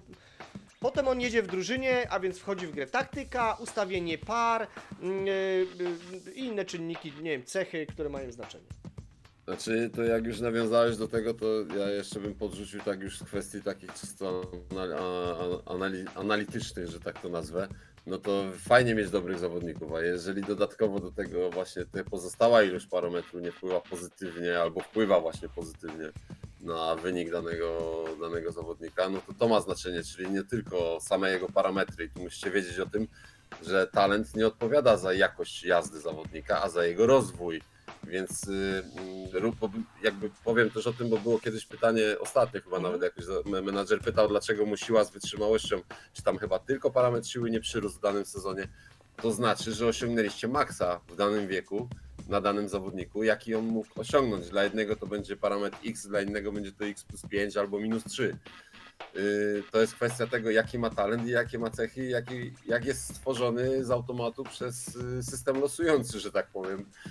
I to tutaj odzwierciedla jego rozwój, czyli talent, a wyniki to jest już złożoność wszystkich elementów wraz z pogodą, motorami, waszym przeciwnikiem, waszą drużyną, waszą parą i tak dalej, miejscem, z którego zawodnik startuje, nawet gate'em, tak? Z gate'em. Tak, dokładnie, jeżeli chodzi z którego pola startowego. Dokładnie. Okej, no to taka tutaj dygresja a propos tych rzeczy. Jak macie oczywiście pytania, to piszcie w komentarzach, więc to jest mile widziane. Też a propos lig, bo teraz przejdziemy sobie właśnie do kilku klubów, do lig piątych. Natomiast jeżeli jeżeli byście chcieli po prostu, żeby o waszej lidze, o waszym klubie powiedzieć, dajcie znać, na koniec sezonu się bardziej na tym skupimy. A tymczasem, dobra. 5-1 GKS Neptun Wybrzeże. Tak jest. 5-1 i tutaj mamy, tak, 5-1 mieliśmy? Tak. GKS Neptun Wybrzeże. Czekaj, dobra, już jestem. Dobra, GKS Ale- Neptun Wybrzeże, no właśnie. Tak, tu jest ten menadżer Stanley. Bardzo fajny klub. Ja już kilka tygodni temu oglądałem ten klub, przyznam szczerze, nawet żeśmy jeszcze wtedy nie rozmawiali. Jest tutaj taki starszy gość, Sławomir Pieniążek, ale jest też Kamil Gapiński, 31-latek ze średnią 2,433. Co prawda tylko 150, jeżeli chodzi o waleczność i koncentrację, ale bardzo wysoka presja i wysokie przywództwo, 61-78. Bardzo fajnie, jak widać na tym zawodniku, mimo niskiej koncentracji te parametry się grzeją. No i bardzo dobry junior, Felix Kędzior, wychowanek z twardej nawierzchni, 20-latek z siłą wytrzymałością 74-72. To jest wysoko bardzo, jak na piątą ligę. I też wysokie przywództwo, wysoka presja, bo 46% i wysoka agresja na 72 pozwala mu przywieźć 1-3, 1-0, jeżeli chodzi o ten sezon, także bardzo fajny skład. No i też można powiedzieć, że cały czas drużyna GKS Neptun Gdańsk w grze o awans. Tutaj w zasadzie 5 ekip wygląda całkiem dobrze. Zobaczymy, jak się to ułoży na koniec sezonu. A jeszcze wrzucę tylko, że menadżer to jest stara wyga, bo gra w Speedway Manager od pierwszego sezonu. A widzisz, Stanley? Tak. 7 styczeń, rok 2019 oczywiście. Pozdrawiamy Pozdrowionka. serdecznie. Tak jest. Kolejna liga tutaj, 5. 5-3. 5-3, tak. I tutaj skupiliśmy się na drużynie Green Lion Częstochowa, która do spółki z Coco Jumbo, Faluba z Zielona Góra, to są dwie drużyny, które w tym momencie przewodzą. Coco Jumbo póki co bez porażki, no ale Green Lion Częstochowa też wygląda solidnie. Do tego jeszcze dochodzi Emerson? Marma RMR. Przepraszam, GKM, sorry. No natomiast o tej właśnie drużynie Green Lion Częstochowa. Ale to ciekawa sprawa właśnie, Jacob 5-7, Częstochowa, jeżeli jesteś z Częstochowy, to pozdrówki serdeczne. Bob Marley jest tutaj, 39-latek z PKM Czewa, to jest jeden z pierwszych zawodników chyba drużyny PKM Czewa, który będzie odchodził niebawem na emeryturę. Ma bardzo niską waleczność i koncentrację, ale jakby miło go wspominam z racji jego nazwiska. Szeroki skład na pewno, pytanie czy warto. Szeroka kadra, pytanie czy warto, na pewno warto byłoby tutaj uruchomić składu 24, bo jest 17, 18, 19 i 25, ale 22-latek. Myślę, że tutaj pewnie jakby jeszcze sięgnął do adeptów, to byłby coś tutaj w stanie uzbierać i potrenować więcej. Ale są tutaj średnie 2-2, 2-2, jeżeli chodzi Dawid Dryml, to chyba... Dawid Dryml to nie twój zawodnik? Nie, Dawid Dryml jest z drużyny Rycerze, ale wiesz co, właśnie tutaj też Igor Górecki, Dawid Dryml, to są naprawdę spoko wyglądający zawodnicy. Olaf, no bo oni mają po 25 lat, jeszcze nie dochodzą do tego poziomu siły wytrzymałości na 100%, ale już pewnie niebawem to się wydarzy. Natomiast Olaf Banasiak na przykład, też z drużyny Legion, też zawodnik, który no dobrze wygląda. Ogólnie no gdyby, no trochę ta szeroka kadra... Banasiak jest zajebisty. Banasiak to ciekawe, czy to jest transfer, czy wypożyczenie, ale to jest mega fajny zawodnik. No notabene z Legionu, o którym dzisiaj mówiliśmy. A Legion obecnie jest w lidze 4-5, no proszę bardzo. I takiego zawodnika wypożycza, sprzedaje, no ciekawa sprawa. No ale wiesz, jak produkuje dużo adeptów, jeździ regularnie w pierwszej lidze, no to może tak. Akurat może, nie? Być może. Okej, to przejdźmy do kolejnej Ligi Piątej, tak żebyśmy sobie tutaj tak w miarę sprawnie do tego tematu przeszli, bo tu jest też Liga 5-6, w ogóle zwróciłem uwagę, Cynek się w tej lidze znalazł, ciekawe, ale też jest Unia Leszno, pozdrawiamy serdecznie menadżera, bez porażki, komplet 17 punktów, czyli łącznie z bonusem, pewny chyba kandydat do awansu, a tutaj, no i potem mamy Rykowisko, no i potem w grze o utrzymanie jest jedna z takich ekip Alex Team i na niej sobie tutaj zwrócili, zatrzymajmy się na chwilę na drużynie Alex Team. Ostrów Wielkopolski, a co to za logo, awatar, Bartek 92, takie jakieś... Bardzo podobny do Ostrów Men i zastanawiam się, czy to nie jest klub partnerski, tak czy inaczej, więc no tu pewnie pytanie, czy tak jest, czy też nie. Królewskie jajo, chyba to jest. No nieważne, ale młody skład, nie jeździ dwóch gości, Leszek Kubal i Błażej Krawczyk, Leszek Kubal nie jeździ, jeden nie jeździ, ale dwóch 20-latków, no średnie troszkę słabe niestety i no i niestety to szkolenie też widać, że jest słabsze, wysoka agresja u Błażeja Krawczyka. To są 16-latkowie, czyli po założeniu klubu oni się po prostu Średnio pojawili, 0,3. wiesz? To nie są wychowankowie jako 10-latkowie, więc przy nowym Tak, klubie ja warto Ja wiem, sobie na to. tak, no. Ale też, no właśnie, i potem sobie też patrzyłem na seniorów na przykład, to tutaj żaden, na przykład Roman Cornelius, tak, siła 82, wytrzymałość 86-82 odpowiednio, 28-latek, to jest właśnie troszkę Mało. wyszkolony jest, ale wyszkolony jest okej, nie? Tam wiesz, powiedzmy, że no oczywiście mogłoby być więcej, ale waleczność, koncentracja w sumie 171, super, no ale jednak tej siły i wytrzymałości u 28-latka jest za mało i on już nie dogoni, niestety, ale on już nie będzie w stanie dogonić 100%, raczej na pewno. Podobna sytuacja jest z Kmiecikiem, podobna sytuacja z Mariuszem Jagodą, no więc no właśnie, zastanawiam się, czy to jest tutaj menadżer, który założył klub i od 61 sezonu z nami jedzie, czy to jest jakiś klub partnerski. Natomiast jakbym miał tutaj coś zasugerować, to właśnie poszukać seniorów z siłą i wytrzymałością, bo to pomoże, być może pomoże w przyszłym sezonie w walce o awans, chociaż teraz trzymamy kciuki też oczywiście o jak najlepszy wynik.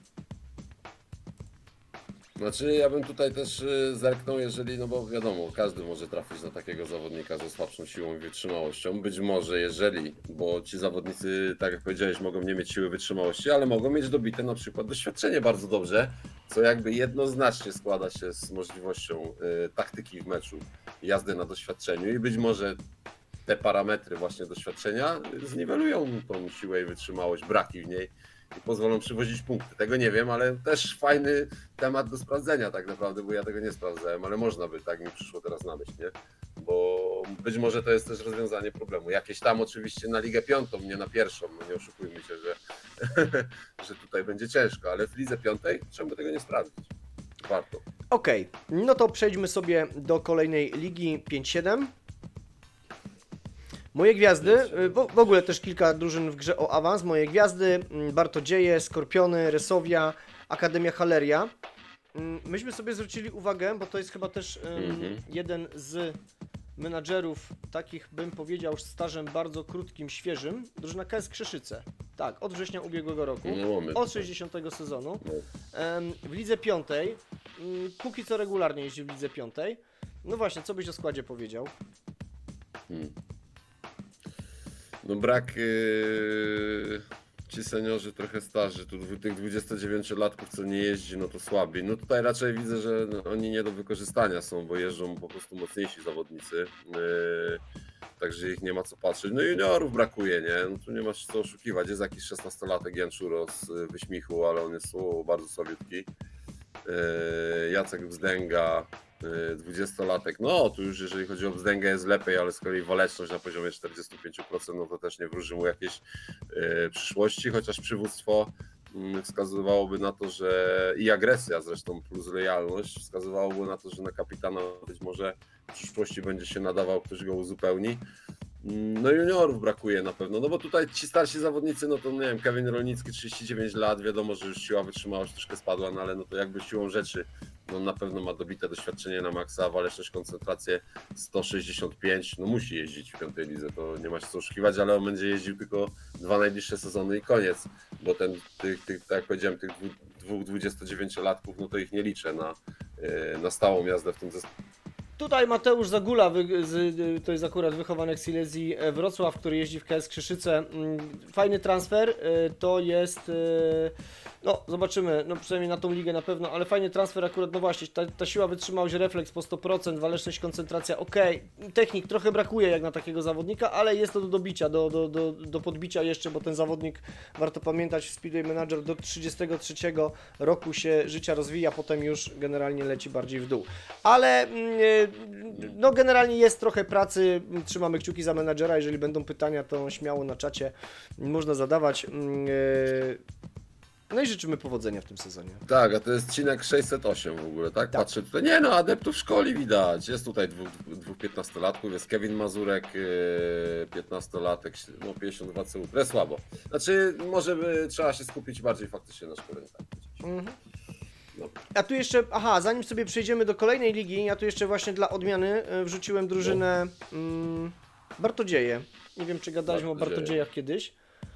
ale właśnie tam widzę 5-7 wspominam tą nazwę. jadą Bartodzieje, 13 punktów, jedna właśnie z drużyn menadżer RAF 1, 2, 3. Tak, no jest tu Gustafsson, Walczak, Golob, tak, no gadaliśmy o nich. Tak, tak. Gadaliśmy, No. tak? Tak, no dobrze, znaczy no możemy wspomnieć, nie, no bo tu w juniorach widzę jest szeroko, bo jest 19, 18, 17 i 16-latek, jak to 16-latek wygląda? 53, sobiutko, 16-latek, 17-latek, też sobiutko, no to tutaj Bogdan Szyszka, 19-latek, no tu jeszcze mógłbym powiedzieć, że Bogdan Szyszka jakoś... No nie, no damy, nie. Bogdan Szyszka nie? Nie naciągniemy go? Znaczy pytanie, w co mierzymy? To jest to pytanie, kto jaki ma termostat wynikowy swój. Tak bym to nazwał. No na 5. ligę jest spoko, no nie oszukujmy się, no ale 3, no to już co byś z nim zrobił? Jako 19-latek. No ja wiesz co, bardziej jak już tu koncentruję się na danej lidze, to patrzę pod kątem możliwości awansu o ligę wyżej, nie? Raczej tam do 3. ligi faktycznie byłoby za daleko, jak chodzi o juniorów. Jak chodzi o seniorów, no to tutaj już, nie wiem, Adrian Gustafsson na przykład, fajny transfer, tak? Czy Max Walczak, no bo to są zawodnicy 26-7 lat, którzy mają, no właśnie te parametry dobijają. Oczywiście, no co do rozwoju też można byłoby jeszcze popracować trochę, ale jeżeli chodzi o juniorów, o seniorów wygląda spoko, o juniorów no to jeszcze trochę pracy. To teraz jeszcze luknijmy sobie Ligę 5-8. Tutaj w grze o awans ekipa Gryfy Byt. No, masakra dzisiaj jest. Lewski Częstochowa. Lewski Częstochowa Tak, na miejscu mamy pierwszym, miejsce drugie Gryfy Byt. I to te dwie ekipy, no na nich się... Akurat mamy Gryfy Byt, o których 2 słowa chcieliśmy powiedzieć, nie? Tak, 6 zwycięstw, 2 porażki, 13 punktów, gratulacje, Adi 7-9, drużyna z Bydgoszczy, fajnie, dużo drużyn z Bydgoszczy jest, pozdrawiamy Bydgoszcz swoją drogą, trzymamy kciuki za sezon. Kordian Proszkowski i Leszek Larsen, nie? Leszek Larsen ze średnią 2,483, wychowany Garbomaniaków, praktycznie już wymaksowany, jeżeli chodzi o siłę, wytrzymałość. Trzeba trochę poszkolić na pewno. No pytanie, jak tam wygląda doświadczenie jego, nie? No bo zakładam, że jest to, jeżeli jest to zawodnik z Arbomaniaków, to pewnie no już w poprzednim sezonie, w 64 nie odjechał w Arbo żadnego biegu, więc ciekawe jak tam wyglądają jego doświadczenia na poszczególnych nawierzchniach. Ale Walesz też z koncentracją jest na fajnym poziomie, czyli treningi odbywał na bieżąco, pewnie Arbo tam dbał o to, także no co, trzeba nad nim pracować dalej. I jeżeli chodzi o juniorów, 2 20-latków, średnia 1,1, 0,9, Dariusz Delekta i Jacek Kret. Jacek Kret, 61 CU. Wysokie przywództwo, to wyróżnia tego zawodnika naprawdę. No i powiem tak, bo zerkam sobie teraz w międzyczasie na faktycznie drużynę adeptów Gryfy Byt. I o ile też patrzę sobie tak 14-latkowie, tak, no widać, że jeszcze tutaj pewnie u menadżera brakowało doświadczenia, no bo też menadżer jedzie z nami 5. sezon. Natomiast, ale już sobie potem patrzę na 10-latka, na przykład Bogdan Fuksa. Zajebisty, no, zajebisty, właśnie super, jego, tak, no. Eryk Schaffer już gorzej, ale no nie wiem, czy to akurat... Nie no, Schaffer to powiedzmy wprost, to nie... Trzeba go wywalić z drużyny. Tak. Ale sorry, Fuksa ale za szczerość, ale tak, no bo tam ma, wiecie też, jeżeli ma adept 80% refleksu, szkoda, naprawdę, nie? No, ale nie, Fuksa moim zdaniem to pierwsze co to powinien jeździć z kapitanem SGP, jako 10-11-latek powinieneś go cisnąć, odpuścić mu nawet pary, ale cisnąć go na SGP i musi być w dobrej parze z najmocniejszym seniorem, jeżeli chodzi o adeptów, niech jeździ w lidze i będzie zajebisty. Jeżeli to talent, no to pytanie jaki to talent, no ale... Pytanie jaki ma właśnie talent, ale od 8 w górę bym go cisnął, bo to jest naprawdę szansa na to, żeby go rozwinąć przed 30 do takiego naprawdę super poziomu.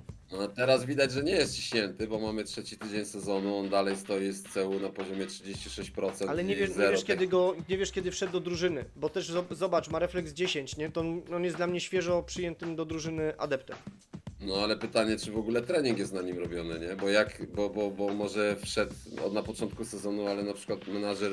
No ty byś wprowadził go na początku sezonu, ale ja znowu powiem tak, ja też wprowadzam w połowie sezonu. Ostatnio wziąłem od skauta, dostałem Grzelaka chyba Kacper Grzelak, który naprawdę no, wydarzony jest, nie? Kiedyś w poprzednim sezonie Patryk Gruszkiewicz mi się trafił od skauta, chyba go przyjąłem w trzecim sezonie, w trzecim tygodniu sezonu, więc no, dlatego wiesz, no, jednak mimo wszystko, no chyba, że nie ma suwaków ustawionych Bogdan Fuchs, ale nie zakładam, no bo jednak po jakimś treningu miałby już refleks wyżej, a ma 10, czyli ma najniższą wartość tego treningu, tego parametru.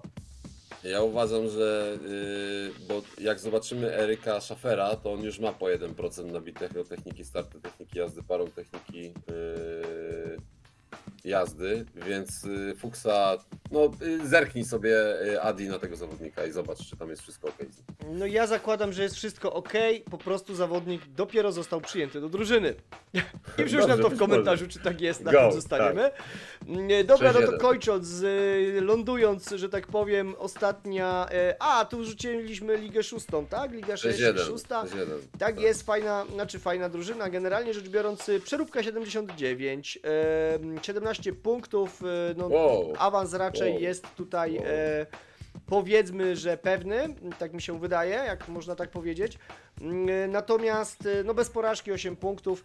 Okej, no to jakby słuchajcie, no to ostatnim drużyną, na którą zwrócimy sobie dzisiaj uwagę, to jest drużyna Przeróbka 79. Od 60 sezonu menadżer Brzechwa 79. Co byś powiedział o klubie? Gdańsk. 100-metrówka stadion, to tak dziwne, stadion 100-metrówka, a tor 350 normalny, to krótki czy nie? Może taka zmyła specjalnie na wejście, jakby ktoś nie zerknął, ale co, Sebastian Tuli, 19-latek, średnia 2,176 i to jest wychowanek drużyny Flota, no to jasna sprawa, i Adrian Bagier z Arbomaniaków dwójki, no bardzo dobre transfery, widać, że tutaj porozumiał się z topowymi menadżerami, a jeżeli chodzi o seniorów, to mamy Jakuba Kuźniaka. I pan Jakub Kuźniak to jest HST Gdańsk, proszę bardzo, jaki HST z niską walecznością zawodników wypuszcza, ale za to profesjonalizm, przywództwo mega wysokie. I z takich lepszych zawodników mamy Norberta Domina kojarzy i to jest Gwardia Krotoszyn, oczywiście, że tak. No i tu już naprawdę mamy dobitego seniora. No Domin Gałeczka też, no generalnie seniorzy są ok, na pewno tutaj warto popracować nad juniorami. Szkoda, że Kacper Rogala nie jeździ na przykład moim zdaniem, nie? Bo to też bardzo dobry zawodnik, a widać, że ani jednego biegu jeszcze nie odjechał. I Jarosław Bombik, no to jakby wiadomo, pewnie to jest zawodnik na pozycję numer 8, bez historii, a to też nie do końca jest ok, bo moim zdaniem powinniście, tak już kończymy, ale powinniście zwracać uwagę, tym bardziej z perspektywy tego, że w przyszłym sezonie wchodziło 24 na dobrze wyszkolonych zawodników pod numerem 8, bo powinni oni robić robotę. No właśnie, tutaj to U24 też będzie, myślę, że ciekawe o tyle, o ile, bo na pewno w topowych ligach będzie zawodnik na pozycji 1-5 czy tam 9-14 właśnie jako U24. Do tego, no jakby też nabierze sens posiadanie sensownego rezerwowego, bo to będzie jakby pierwszy wybór do zmiany tak naprawdę, czyli pod 8 czy pod 16, żeby też ten zawodnik U24 był sensowny. W niższych ligach, tam 4, bardziej 5, 6, tak, no to te składy mogą być młode, więc tam to może nie mieć już takiego znaczenia, ale no sami jesteśmy ciekawi, jak to wpłynie na rozgrywkę, na szkolenie, jak to zmieni ewentualnie, no bo trochę to zmieni też jakby w kwestię budowania składów, podejrzewam, dla niektórych menadżerów, aczkolwiek tych topowych menadżerów zakładam, u tych topowych menadżerów zakładam, że to już jest rozpracowane od wielu sezonów i będą, już pod to były przygotowania robione, nie zdziwiłbym się, gdyby tak było. Więc... Zenon Martyniuk powiedział, czas pokaże. Czas pokaże, tak, dokładnie tak. Ale nie, prawda jest też taka, bo ja akurat byłem gdzieś tam wyznawcą tej zasady, że pod 8 albo woziłem kewlary, albo miałem puste miejsce. Uważam, że w chwili obecnej bez sensu jest to, żeby ustawiać tam kewlar albo puste miejsce, bo otwierają się drzwi do nowej perspektywy zarządzania zespołem w trakcie rozgrywki w Speedway Manager, po prostu. I tym miłym akcentem, słuchajcie, doszliśmy do końca. Raz puszczamy cały odcinek, ale on jest tak długi, że pewnie takie najważniejsze fragmenty wytniemy. Już mam na to pomysł, żebyśmy w przyszłym tygodniu po prostu wrzucili je też na Facebooka, żebyście mogli sobie kilka takich najważniejszych informacji stąd wyciągnąć. W każdym razie dzięki, że dotrwaliście do końca. Dzięki bardzo za... No właśnie, tutaj na chwilę Cię przycięło, ale jesteś, więc jakby żyjemy, znowu pewne problemy techniczne, internet nam tutaj, coś Cię nie lubi internet ostatnio pozioma, zwłaszcza przy końcówkach nagrywania, już tam, nie wiem, zmęczony chyba jest troszeczkę internet już naszym gadaniem, więc dlatego tak się dzieje, ale dzięki bardzo. Również dziękuję, pozdrawiam serdecznie. Grajcie w Speedway Manager. Lajkujcie nas i udostępniajcie ile możecie, proszę. Trzymajcie się, do następnego, cześć. Siema.